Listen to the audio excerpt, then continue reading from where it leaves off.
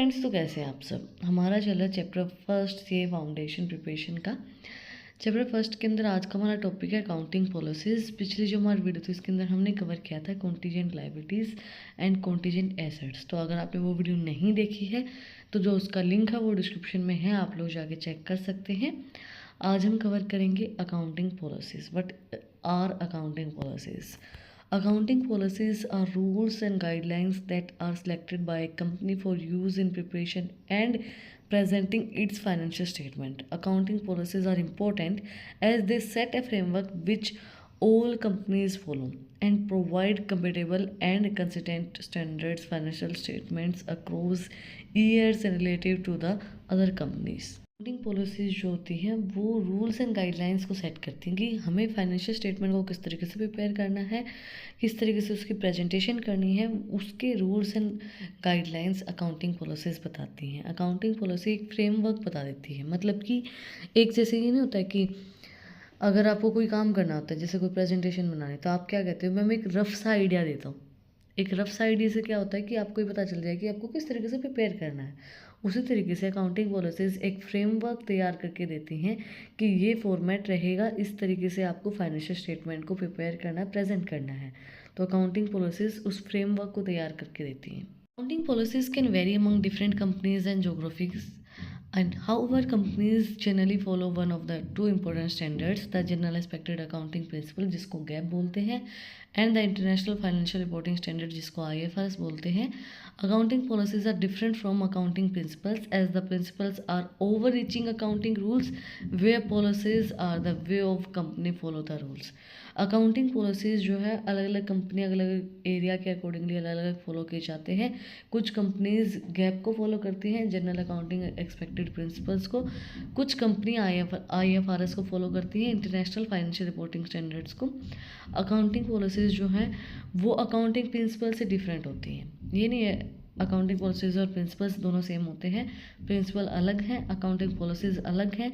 Principles जो है वो ओरिजिन करते हैं अकाउंटिंग रूल्स को, but where's accounting policy the way company follow the rules. वहीं पे जो कंपनी है वो अकाउंटिंग पॉलिसीज़ को फॉलो करती है, जो रूल्स गाइडलाइंस अकाउंटिंग पॉलिसीज़ ने बनाए हैं वो उनको मानती है। अब हम बात करते हैं इंटरनेशनल फाइनेंशियल रिपोर्टिंग स्टैंडर्ड्स क्या होते हैं। The International Financial Reporting Standards and the general expected accounting principles are accounting principle that provide guidelines on how company should prepare financial statement. IFRS is more principle based and therefore can better capture the economy of a certain transactions। देखो international Financial Reporting standards जिसको IFRS और gap general expected accounting principles जो हैं ये guidelines provide करवाते हैं कि किस तरीके से आपको अकाउंट्स को प्रिपेयर करना है। वहीं पे जो IFRS है वो ज़्यादा प्रिंसिपल बेस्ड होता है, ज़्यादा प्रिंसिपल्स को बताता है और ज़्यादा अच्छे से ट्रांजेक्शन्स को रिकॉर्ड करवाने में हेल्प करता है। On the other hand, is more rules-based approach. The difference between the two methods are evident in the different standard related to accounting policy. For example, some accounting policies that are allowed under GAAP may not be allowed under the IFRS। देखो gap जो है वो based rules जो है वो approaches के based पे होते हैं, जैसी अप्रोच उसके अकॉर्डिंगली उसके रूल्स होते हैं। जो दोनों के अंदर डिफरेंस है वो स्टैंडर्ड्स के अकॉर्डिंगली अकाउंटिंग पॉलिसीज़ के अंदर होता है। एग्जांपल जैसे भाई किसी पॉलिसी के अंदर किसी काम के अंदर गैप का यूज़ कर लिया और जो IFRS है वो उस चीज़ को अलाउ नहीं करता है, बट गैप के अकॉर्डिंगली वो सही है तो उसको यूज़ कर लिया। Late us discuss accounting policies. First was conservative versus aggressive policies. Conservative accounting policies understate a companies current financial performance and show better financial performance is subsequent years. It is more sustainable approach and it allows company to show improvement over the year, which is a positive signal for investors।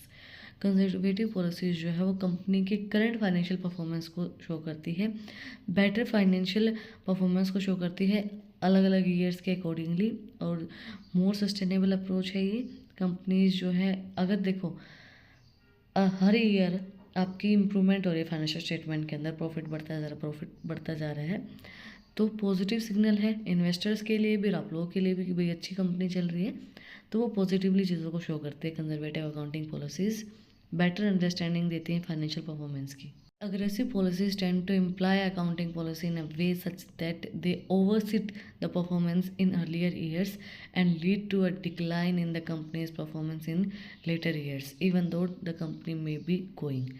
Aggressive policy वो होती है जैसे जो current में performance चल रही है वो कंसेक्यूटिव पॉलिसीज़ बताती हैं भाई करंट में फाइनेंशियल परफॉर्मेंस क्या चल रही है इस तरीके से। अग्रेसिव पॉलिसीज जो होती हैं वो ओवरसाइट करती है परफॉर्मेंस अर्लियर कैसी थी, पहले के सालों में कैसी थी, उसके अकॉर्डिंगली बताती है कि भाई कंपनी की परफॉर्मेंस आगे क्या हो सकती है, लेटर ईयर्स क्या हो सकती है या पिछले सालों में क्या थी, उसके अकॉर्डिंगली चीज़ों को बताती है कि भाई हम पिछली परफॉर्मेंस को देख के आगे के फ्यूचर को प्रिडिक्ट करती है। एक चीज़ हम ये लगा सकते हैं। Government accounting policy. Accounting policies can vary widely, but all are included in the standard indicated by either the IFRS or GAAP. The list below mentioned some key policies used by the companies. Please note that overall list is not executive and policies used can differ depending on the industry the companies operate in. देखो कोई भी accounting policy है उसके अंदर वो या तो dedicated होगी गैप के accordingly, general expected accounting principles के अकॉर्डिंगली, या डेडिकेटेड होगी IFRS के अकॉर्डिंगली। देखो अभी जो इनके अंदर जो चीज़ें इंक्लूड होती हैं गैप के अंदर और IFRS के अंदर वो अभी हमारे टॉपिक्स के अंदर नहीं है। अगर आगे आएंगी तो मैं आप लोगों को कवर करवा दूँगी, लेकिन अभी नहीं है तो अभी हम उसको डिस्कस नहीं करेंगे। जितना आपको पता होना चाहिए उतनी चीज़ें मैंने इस चीज़ के बारे में आपको बता दी है। बस इतना याद रखो, ये गाइडलाइंस प्रोवाइड करवाते हैं कि अकाउंटिंग फाइनेंशियल स्टेटमेंट को आपको किस तरीके से प्रिपेयर करना है। लिस्ट यहाँ पे दी गई है जिसके अंदर मेंशन किया गया है कि पॉलिसीज़ किस तरीके से कंपनीज यूज़ करती है। अलग अलग कंपनी अलग अलग पॉलिसीज़ का यूज़ करती है। Accounting convention followed, valuation of fixed assets, depreciation and inventory policies का use, valuation of investment, translation of foreign currency items, cost incurred for research and development, legal और current cost accounting, treatment of lease, treatment of goodwill, recognisation of profit on the long term contractors, statement of contingent liabilities हैं जो according to the companies follow की जाती हैं। Now let us discuss importance of accounting policies.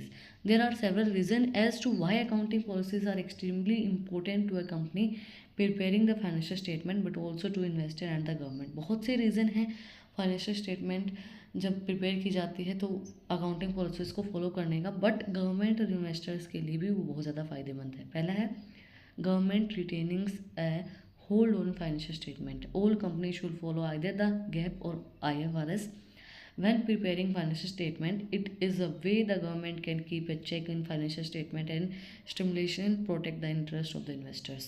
देखो अब आप कोई rule regulation कोई कुछ किसी भी एक्ट को फॉलो नहीं कर रहे हो, ना या IFRS को फॉलो कर रहे हो, ना गैप को फॉलो कर रहे हो, तो कंपनी को कैसे पता चलेगा कि आपने जो फाइनेंशियल स्टेटमेंट है वो सही शो की है।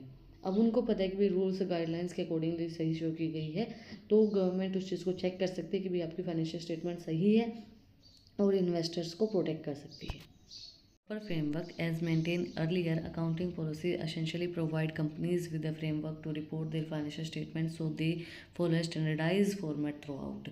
जैसे कि मेंटेन किया गया है कि अकाउंटिंग पॉलिसीज़ के अंदर एक प्रॉपर फ्रेमवर्क के अकॉर्डिंगली रिपोर्ट तैयार की जाएगी, प्रॉपर फ्रेमवर्क के अकॉर्डिंगली फाइनेंशियल स्टेटमेंट को प्रिपेयर किया जाएगा, तो एक स्टैंडर्डाइज्ड फॉर्मेट को यूज़ करेंगे आप फाइनेंशियल स्टेटमेंट को प्रिपेयर करने के लिए through out the year. Advantages to investors. By maintaining to investors that they have followed particular accounting policy, investors will gain added confidence in the company and the number, and the statement can easily compare to the other companies financial statement as they follow a standardized format. देखो investors के लिए वो चीज़ फ़ायदेमंद है। अब जब उनको पता है कि भाई आपने एक स्टैंडर्डाइज फॉर्मेट का यूज़ किया है, according to the rules and principles आपने उसको फॉलो करके, पॉलिसीज़ को फॉलो करके, सारी गाइडलाइंस को फॉलो करके आपने फाइनेंशियल स्टेटमेंट को प्रिपेयर किया, तो उसके अकॉर्डिंगली आपको अगर किसी दूसरी कंपनी की फाइनेंशियल स्टेटमेंट को अपनी कंपनी की फाइनेंशियल स्टेटमेंट के साथ कंपैरिजन भी करना है तो आप उसको ईजिली कर पाएंगे, क्योंकि आपको पता है कि according to the rules and guidelines policies के अकॉर्डिंगली उसको प्रिपेयर किया गया है, तो ईजिली उस चीज़ का कंपैरिजन हो सकता है जब आप स्टैंडर्डाइज फॉर्मेट का यूज़ करते हैं। Disclosures. A company must disclose the accounting policy they follow. The policies compare separate rules and how to disclose information. Investors and companies should comply with adequate disclosure requirements. Disclosure बहुत ज़्यादा ज़रूरी है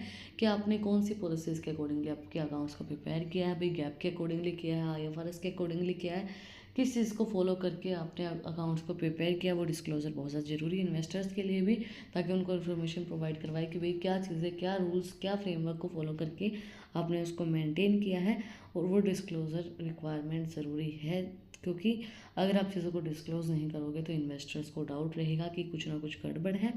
हाँ, अगर सारी चीज़ें डिस्क्लोज़ कर दी जाएंगी, सारी चीज़ें सही तरीके से शो की जाएंगी, तो इन्वेस्टर्स भी अपने आप को एक सेफ फील करेंगे कि भाई हमने जहाँ पे इन्वेस्टमेंट कर रखी है वो जगह सही है। वो पूरी फाइनेंशियल स्टेटमेंट उन्होंने पूरी तरीके से में डिस्क्लोज़ की है, और ये चीज़ भी शो की है पॉलिसीज़ को यूज़ किया है, कौन से रूल्स को यूज़ किया है, ताकि सारी जो इन्फॉर्मेशन है वो इन्वेस्टर्स के आगे डिस्क्लोज़ हो पाए। That's it for today. आज हमने कंप्लीट किया है अकाउंटिंग पॉलिसीज़। मेरी तरफ से तो टॉपिक क्लियर है। अगर फिर भी आप लोगों को कुछ भी डाउट है, कुछ भी पूछना है, तो कमेंट में आप मुझसे पूछ सकते हैं। और अगर आपको इन टॉपिक्स की PDF चाहिए तो टेलीग्राम चैनल का लिंक भी डिस्क्रिप्शन में है, वहाँ पर जाकर आप मुझे फॉलो कर सकते हैं। और भी इंटरेस्टिंग रील्स को देखने के लिए इंस्टाग्राम चैनल का लिंक भी डिस्क्रिप्शन में है, वहाँ पे भी जाके आप मुझे फॉलो कर सकते हैं। और अगर आपने वीडियो को यहाँ तक देखा है तो प्लीज़ सब्सक्राइब बटन पे एक मुक्का मार दो, बेल आइकन प्रेस करो, ताकि जो सबसे पहले अपडेट है वो आप लोगों के पास आए।